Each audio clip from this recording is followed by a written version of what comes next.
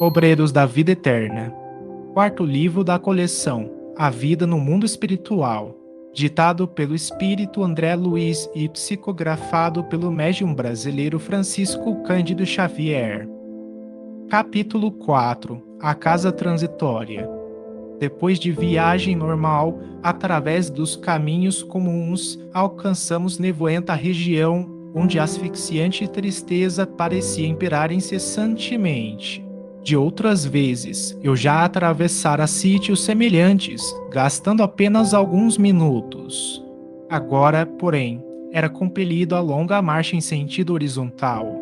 Atendendo a imperativos da missão, o assistente Jerônimo procurava certa localidade, sob a denominação expressiva de Casa Transitória de Fabiano. Tratava-se de grande instituição piedosa, no campo de sofrimentos mais duros em que se reúnem almas recém-desencarnadas, nas cercanias da crosta terrestre, a qual, segundo nos informou o chefe da expedição, fora fundada por Fabiano de Cristo, devotado servo da caridade entre antigos religiosos do Rio de Janeiro, desencarnado há muitos anos. Organizada por ele, era confiada periodicamente a outros benfeitores de elevada condição em tarefa de assistência evangélica, junto aos espíritos recém-desligados do plano carnal. A casa transitória, prosseguia Jerônimo, explicando-nos: prestaremos o auxílio que nos seja possível à organização e asilaremos, em seguida, os irmãos que nos cabe socorrer. Não fossem esses pousos de amor, tornar-se-ia muito difícil nosso trabalho. Raramente encontramos companheiros carnais em condições de atravessarem semelhante zona imediatamente após a morte física. Quase todos permanecem estonteados nos primeiros dias. Se entregues à própria sorte, seriam fatalmente agredidos pelas entidades perversas, ou habilmente desviados por elas do bom caminho de restauração gradual das energias interiores. Daí a necessidade desses abrigos fraternais, em que almas heróicas e dedicadas ao sumo bem se consagram a santificadas tarefas de amparo e vigilância. Após breve pausa, concluiu: além disso, teremos aí todo o equipamento necessário aos trabalhos que nos cumpre realizar. Curioso, guardei silêncio e esperei. Não se passou muito tempo, defrontava-nos casarão enorme em plena sombra. Nada que evidenciasse preocupação artística e bom gosto na construção. Nem árvores, nem jardins em torno. A edificação baixa e simples mal se destacava no nevoeiro denso. Certo, percebendo minha estranheza, Jerônimo esclareceu. O nome do instituto, André, fala por si mesmo. Temos à frente a acolhedora casa de transição destinada a socorros urgentes. Embora seu assombro natural é asilo móvel que atende segundo as circunstâncias do ambiente. Sofre permanente cerco de espíritos desesperados e sofredores, condenados pela própria consciência à revolta e à dor. Suas defesas magnéticas exigem considerável número de servidores e os amigos da piedade e da renunciação, que aí atendem, passam dia e noite ao lado do sofrimento. Todavia, o trabalho desta casa é dos mais dignos e edificantes. Neste edifício de benemerência cristã, centralizam-se numerosas expedições de irmãos leais ao bem que se dirigem à crosta planetária ou às esferas escuras, onde se debatem na dor seres angustiados e ignorantes, em trânsito prolongado nos abismos tenebrosos. Além disso, a casa transitória de Fabiano, à maneira de outras instituições salvadoras que representam verdadeiros templos de socorro nestas regiões, é também precioso ponto de ligação com as nossas cidades espirituais em zonas superiores. Nesse instante, antes que Jerônimo pudesse prosseguir nos esclarecimentos, atingimos as barreiras magnéticas, à distância de alguns metros do portão de acesso ao interior. Atendidos por trabalhadores vigilantes, que sem hesitação nos ofereceram passagem, acionamos pequeno aparelho que nos ligou de pronto ao porteiro prestativo. Não decorreram muitos minutos e achamo-nos diante de figura respeitável. Não supunha que a instituição estivesse administrada por mãos sensíveis de mulher. A irmã Zenóbia, aparentando idade madura e aureolada de cabelos negros, proporcionava-nos informações vivas de sua energia e admirável capacidade de trabalho através dos olhos transbordantes de luz. Saudou-nos, cortês, sem despender muitas palavras, passando imediatamente ao assunto que a nossa presença sugeria. Fui avisada ontem, disse bondosa, de que a missão chegaria hoje e rejubilamos com isso. Ao seu dispor, explicou-se Jerônimo, com gentileza. Este abrigo de amor e paz cooperará conosco, azelando-nos alguns tutelados convalescentes e, por nossa vez, desejamos ser úteis à casa de algum modo.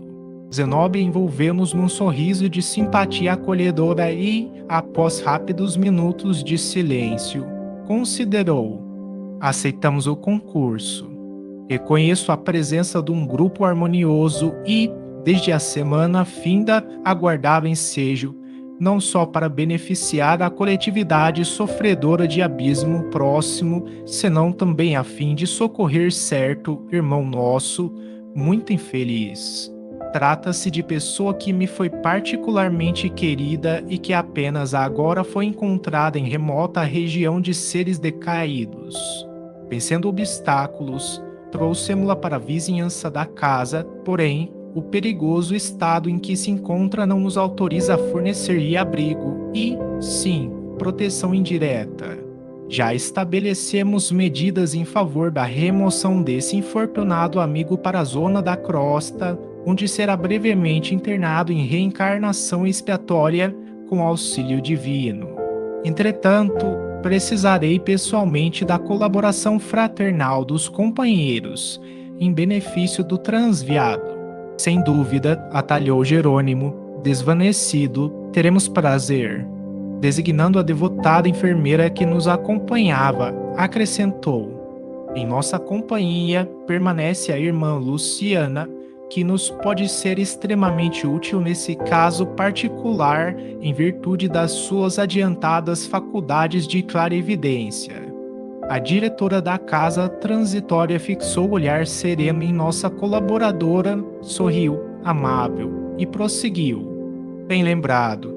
Alguns irmãos, qual ocorre a esse a que me refiro, descem a tamanho embrutecimento moral que somente conseguem ouvir-nos a voz de modo imperfeito e, não lhes sendo possível identificar-nos pela visão em face dos impedimentos vibratórios criados por eles mesmos, duvidam de nossa amizade e de nossos propósitos elevados de cooperação. No fato presente, o concurso de Luciana ser-me-á precioso. Não podia disfarçar o meu constrangimento ante aquele pormenor da conversação. Por que motivo a irmã Zenóbia, orientando instituição como aquela, necessitaria de nossa colaboração, mormente no capítulo da clarividência mencionada? Porventura, não poderia também esquadrinhar os problemas de almas sofredoras e decaídas? Incapaz de sopitar a interrogação, observei, admirado.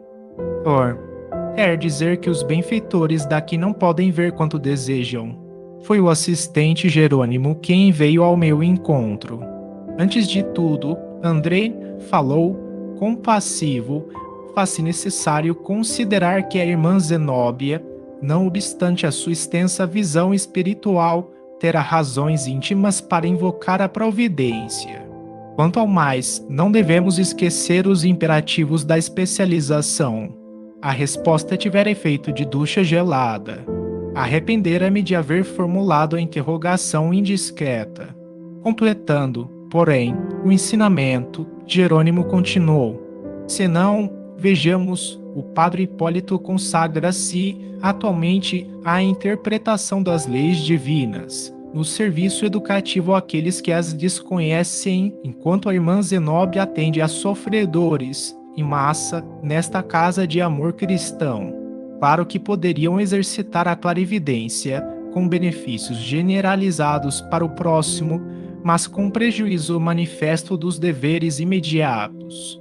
Isso não ocorre com Luciana, que, pelo contato individual e intenso com os enfermos, durante muitos anos consecutivos, especializou-se em penetrar o mundo mental, trazendo à tona suas ideias, ações passadas e projetos íntimos em atividade beneficente.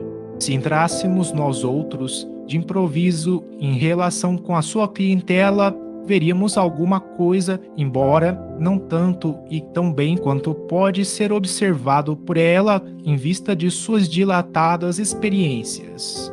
A seu turno, Luciana poderia, de imediato, interpretar os ensinamentos divinos e orientar esta casa, de algum modo, mas não tanto e tão bem quanto o padre Hipólito e a irmã Zenóbia, considerando-lhes os vastos conhecimentos nesse sentido. Todas as aquisições espirituais exigem perseverança no estudo, na observação e no serviço aplicado. E devemos considerar que isso não infirma a necessidade de aprender sempre. O músico exímio poderá ser aprendiz incipiente da química, destacando-se, mais tarde, nesse campo científico, como se verifica na arte dos sons. Não alcançará, todavia, a realização sem gastar tempo, esforço e boa vontade. Aliás, o próprio mestre assegurou que o homem encontrará aquilo que procurar. Sorrindo de minha interrogação, que provocara ensinamentos tão rudimentares, concluiu: a busca de dons espirituais para a vida eterna não representa serviço igual à cata de objetos perdidos na crosta. Interveio a irmã Zenóbia, acrescentando fraternalmente: sim, não podemos edificar todas as qualidades nobres de uma só vez. Cada trabalhador fiel ao seu dever possui valor específico, incontestável. A obra divina é infinita. Tornando ao primitivo o rumo da conversação, prosseguiu: quando dispomos de clarividentes nos serviços de socorro ao abismo em circunstâncias favoráveis, conseguimos resultados de preciosa eficiência. Os servidores dessa natureza, porém, são poucos, em vista da multiplicidade das tarefas, e raros se dispõem a servir nas paisagens escuras da angústia infernal. Luciana, chamada nominalmente à palestra, esclareceu que teria satisfação em cooperar e contou-nos que buscara desenvolver as faculdades de que era portadora a fim de socorrer, noutro tempo, o espírito de seu pai, desencarnado numa guerra civil. Tivera ele preponderância no movimento de insurreição pública e permanecia nas esferas inferiores, alucinado pelas paixões políticas. Depois de paciente auxílio e ajustar emoções, obtendo possibilidades de reencarnar em grande cidade brasileira, para onde ela mesma, Luciana, seguiria também logo pudesse o genitor do pretérito organizar novo lar, estabelecendo-se a aliança de carinho e de amor, segundo o projeto por ambos estabelecido. Zenóbia ouvia com atenção, percebendo talvez que a palestra tendia para o campo do personalismo direto, em minutos para os quais provavelmente a diretora da casa teria outros compromissos. Jerônimo interferiu na conversação e dirigiu-se a ela atencioso. Estamos satisfeitos, irmã, pela perspectiva de algum concurso amigo ao seu lado. Compreendemos a grandeza de sua missão nobilitante e, se vamos depender tanto de seu generoso amparo nesta casa, constitui-nos obrigação cooperar com a irmã nos trabalhos em que nossa humilde colaboração possa ser útil. Seguiremos amanhã para a zona carnal. Entretanto, logo que nos seja possível trazer para a sua companhia o primeiro irmão libertado, André e eu permaneceremos em trânsito entre a crosta e este abençoado asilo, enquanto Hipólito e Luciana se demorarão aqui, velando pelos convalescentes e colaborando, junto da irmã, as tarefas imediatas. Alegra-me sobremaneira a expectativa, falou a diretora, evidentemente satisfeita. Nesse instante, invisível campainha ressoou, estridente, com estranha entonação. Não decorreram 5 segundos e alguém penetrou a sala rumorosamente. Era determinado o servo da vigilância, que anunciou: precipite. Irmã Zenóbia aproximou-se entidades cruéis. A agulha de aviso indicou a direção norte. Devem estar a 3 quilômetros, aproximadamente. A orientadora empalideceu ligeiramente, mas não traiu a emoção com qualquer gesto que denunciasse fraqueza. Acendam as luzes exteriores. Ordenou todas as luzes. E liguem as forças da defesa elétrica, reforçando a zona de repulsão para o norte. Os invasores desviar-se-ão. Retirou-se apressadamente o emissário, enquanto o pesado silêncio abatia-se sobre nós. Luciana fizera-se lívida. Jerônimo e Zenóbia demonstravam, através do olhar, asfixiante preocupação. Registrar-se-iam fatos que eu ignorava? Será que espíritos reconhecidamente maus também organizavam expedições semelhantes às que realizávamos para o bem? Que espécie de entidades seriam aquelas, para infundirem tamanha preocupação nos dirigentes esclarecidos e virtuosos de nossos trabalhos e tão grande terror nos subordinados daquela casa de amor cristão? Impressionara-me a expressão facial de dor e incerteza do servidor que trouxera a notícia. Seriam tantos os malfeitores das sombras para justificar semelhante pavor? Sentia o raciocínio extremamente reduzido para comportar a imensidade das interrogações que me aforavam a mente. Através de minúscula abertura, notei que enormes holofotes se acendiam de súbito no exterior, como as luzes de grande navio assaltado por nevoeiro denso em zona perigosa. Ruídos característicos faziam-se sentir à nossa audição, informando-nos que aparelhos elétricos haviam sido postos em funcionamento. É lamentável, exclamou Zenóbia, com a manifesta intenção de restaurar-nos a tranquilidade, que tantas inteligências humanas, desviadas do bem e voltadas ao crime, se consagrem aqui ao prosseguimento de atividades ruinosas e destruidoras. Nenhum de nós ousou dizer qualquer palavra. A diretora, porém, esforçando-se por sorrir, continuou. A tragédia bíblica da queda dos anjos luminosos em abismos de trevas repete-se todos os dias sem que o percebamos em sentido direto. Quantos gênios da filosofia e da ciência dedicados à opressão e à tirania? Quantas almas de profundo valor intelectual se precipitam no despenhadeiro de forças cegas e fatais?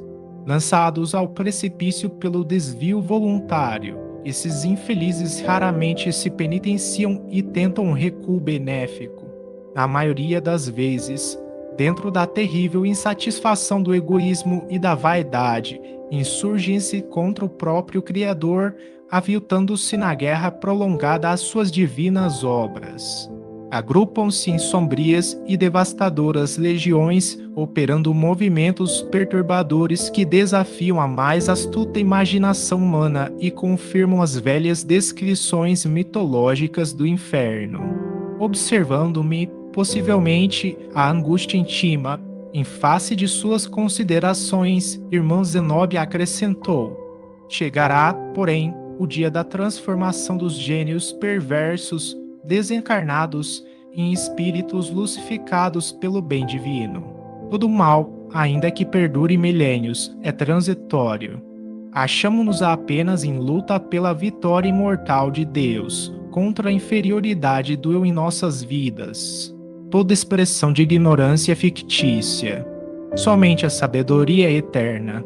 Por minha vez, gostaria de formular várias indagações, porém a expectativa fizera-se mais pesada. Alguns séculos, prosseguiu a diretora, de reencarnações terrestres constituem tempo escasso para reeducar inteligências pervertidas no crime. É por isso que os trabalhos retificadores continuam vivos, além da morte do corpo físico, obrigando os servos da verdade e do bem a suportar os irmãos menos felizes, até que se arrependam e se convertam. Indefiníveis fluidos alcançaram-nos o ouvido, e Zenóbia, pálida, calou-se igualmente. Em poucos segundos, tornaram-se mais nítidos. Eram gritos aterradores, como se a curta distância devêssemos afrontar hordas de enraivecidos animais ferozes. Entre nós, Luciana parecia mais atemorizada. Torcia nervosamente as mãos, até que, não me sendo possível suportar por mais tempo a inquietação, dirigiu-se à diretora da casa, suplicando: Irmã, não será conveniente endereçarmos fervorosa rogativa a Deus? Conheço os monstros. Tentaram, muita vez, arrebatar meu pai do sítio a que se recolhera. Zenóbia sorriu com benevolência e respondeu: Já fiz meus atos devocionais de hoje, preparando-me para as ações eventuais do trabalho no decurso do dia. Aliás, minha amiga, nossa ansiosa expectativa em si mesma vale por súplica ardente. Decidamos, pois, qualquer problema sobrevir com resolução e confiança em nosso Pai e em nós próprios. A esse tempo, tornara-se enorme o vozerio. Pus-me, assombrado, a identificar rugidos estridentes de leões e panteras, casados a uivos de cães, silvos de serpentes e guinchos de macacos. Em dado momento, ouvimos explosões ensurdecedoras. Quase no mesmo instante, certo auxiliar penetrou o recinto e comunicou: Atacam-nos com petardos magnéticos. A diretora resoluta ouviu serena e determinou: Emitam raios de choque fulminante, assestando baterias. As farpas elétricas deviam ser atiradas em silêncio, porque as explosões diminuíram até a extinção total, percebendo-se que a horda invasora se desviara noutro rumo, pelo ruído a perder-se distante. Expiramos aliviados. Estampou-se confortadora expressão na fisionomia de Zenóbia, que falou satisfeita. Agora, peçamos ao Mestre conceda aos infelizes o caminho adequado às suas necessidades. Escoaram alguns minutos, nos quais elevamos pensamentos de gratidão e júbilo ao Cristo Salvador. Tornando a palavra livre, considerei: que impressionantes fugidos ouvimos! Não se figuravam lamentos de corações sofredores, mas algazarra de feras soltas. Terrível novidade! Esses bandos, porém, observou a diretora sensatamente, são antigos. Entre as narrações evangélicas, ao tempo da passagem de Nosso Senhor pelas estradas humanas, lemos o noticiário alusivo às legiões dos gênios diabólicos. Enquanto concordávamos, em silêncio, prosseguiu, compungida: Enraizam-se os pobrezinhos tão intensamente nas ideias e propósitos do mal e criam tantas máscaras animalescas para si mesmos, em virtude da revolta e da desesperação a isso consumirem a alma, que adquirem, de fato, a semelhança de horrendos monstros entre a humanidade e a irracionalidade. Antes que pudesse continuar nas observações tristes, penetrou um assessor no salão e dirigiu-se à orientadora do instituto. Irmã Zenóbia, ambos os desequilibrados que deram entrada anteontem romperam as celas e tentam fugir. A orientadora atalhou a notificação, expedindo ordem: Prendam-nos imediatamente com a colaboração dos vigilantes. Temos responsabilidade. A expedição que nos confiou regressará amanhã nas primeiras horas. Encontrava-se o cooperador junto à porta de saída, quando outro auxiliar apareceu atento. Irmã, disse respeitoso, as notas da crosta chegaram agora. Chefe da missão Figueira, em atividade desde a semana finda, pede sejam preparadas acomodações para 3 recém-desencarnados, depois de amanhã. Tomarei providências, informou a diretora sem se alterar. Íamos reiniciar a palestra, mas aproximou-se uma jovem serviçal, fazendo também sua participação.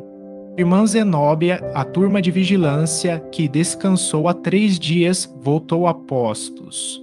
Mande a retomar os lugares, recomendou ela, e que os irmãos exaustos repousem convenientemente. Afastou-se a ativa emissária e, quando pretendia, por minha vez, comentar a movimentação de trabalho da casa, outro colaborador assomou à porta e avisou: Irmã, a expedição Fabrino pede auxílio da crosta para os serviços das reencarnações expiatórias de que se encontra encarregada. A mensagem assinala serviço urgente para a noite próxima. Que devo responder? A orientadora refletiu um pouco e ordenou: transmita o comunicado aos irmãos Cotuso e Hermes. Estarão talvez disponíveis. Mais tarde, expediremos resposta. Pretendíamos retomar a instrutiva conversação, mas, em se fazendo um novo silêncio, outro ajudante, de fisionomia visivelmente alterada, surgiu à porta para informar. Irmã Zenóbia, a nota do dia, vinda do plano superior, manda comunicar-lhe que os desintegradores etéricos passarão por aqui amanhã. Ufou, replicou a diretora, patentando agora inexcedível emoção. Bem o suspeitei, ponderou, acrescentando: o nosso ambiente está conturbado. A passagem dos monstros é sinal de que a limpeza será urgente. E, fixando os olhos penetrantes no colaborador, prosseguiu: solicitemos a cooperação das congêneres mais próximas. Precisamos apelar para o Oratório de Anatilde e para a Fundação Cristo. Tente a ligação. Irei, eu mesma, fazer o pedido. Afastando-se o assessor, Zenóbia voltou-se para nós, cheia de bondade. Segundo observam, meus amigos, desta vez devo levantar-me e agir. Quando o fogo etérico vem queimar os resíduos da região, somos obrigados a transportar-nos com a instituição a caminho de outra zona. Necessito movimentar providências relativas à nova localização e rogar o socorro de outras casas especializadas. Dirigindo-se, particularmente, a Jerônimo, acentuou: meu irmão, já que o inesperado me surpreende, estimaria visitar o abismo ainda hoje em companhia dos amigos. Além do serviço à coletividade sofredora, conforme notifiquei a princípio, interesso-me por irmão nosso em doloroso estado de cegueira espiritual a favor de quem estou autorizado a fazer serviços intercessórios. De perfeito acordo, respondeu nosso chefe atenciosamente. Depois de levar a efeito alguns sinais de chamada, a diretora da casa transitória de Fabiano confiou-nos ao cuidado de Heráclio, abnegado cooperador da instituição, e se afastou. Fomos, então, convidados pelo novo amigo a visitar o interior e, em breve, apresentava-nos extensos dormitórios e estreitos cubículos em que se localizaram doentes e necessitados de vários matizes. Atravessamos, igualmente, compridas salas de estudo e complicados laboratórios, notando-se que ali todo o espaço era rigorosamente aproveitado. Em certo ponto da conversação, o delicado companheiro que nos acolhia, percebendo a curiosidade com que examinávamos a parte interna do edifício, erguido à base de substância singularmente leve, esclareceu: é tipo de construção para movimento aéreo. Muda-se, sem maiores dificuldades, de uma região para outra, atendendo às circunstâncias. Sorrindo. Por isso é denominada casa transitória. Em breves minutos, o assistente Jerônimo era chamado nominalmente pela irmã Zenóbia para entendimento particular. Hipólito e Luciana solicitaram ingresso na sala consagrada, onde, conforme explicações de Heráclio, administradores, auxiliares e exilados daquele pouso de amor se reuniam habitualmente para os serviços divinos da prece. Interessado, por minha vez, nos trabalhos médicos do Instituto, indaguei quanto à possibilidade de encontrar algum colega que me fornecesse novos elementos educativos. Expondo ao prestativo assessor meus desejos, respondeu-me sem hesitar: já sei o que pretende. No momento, temos em casa o irmão Gotuso, cujas informações talvez lhe satisfaçam a curiosidade.